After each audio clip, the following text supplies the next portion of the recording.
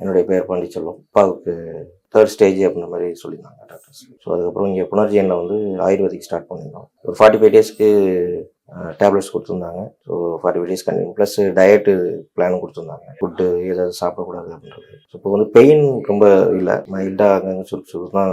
இந்த இடத்துல தான் கட்டி அவருக்கு பெயின் ரொம்ப இல்லை. மற்றபடி நல்லா சாப்பிட்றாரு, பசியெல்லாம் இருக்குது, 3 வேளை நல்லா சாப்பிட்றாரு, அதெல்லாம் பிரச்சனை இல்லை. ஹெல்த் வைஸ் ஓகே, நார்மலாக இருக்கிறாரு. வேறு அடிஷ்னல் வேறு எதுனா சிம்டம்ஸ் அப்நார்மலிட்டிஸ் எதுவும் கிடையாது இப்போதைக்கு. ஆஸ் யூஷுவல் ரெகுலர் ரொட்டீன் ஒர்க்கை பார்த்துட்டு இருக்கிறாரு. நார்மலாக தூங்குறாரு, பசி எடுக்குது. டயட் ஃபுட் என்னவோ அதை கண்டினியூ பண்ணிட்டு இருக்காரு. நல்ல தூக்கம்லாம் வருது நைட்டில், அதெல்லாம் சொல்லுவேன். சின்னதாக அப்பப்போ அந்த பெயின் இருக்கும், லைட்டாக கட்டி இருக்கிறதுனால, அந்த நெறி கட்டிங் இருக்கிறதுனால கொஞ்சம் அப்பப்போ பெயின் இருக்கும்.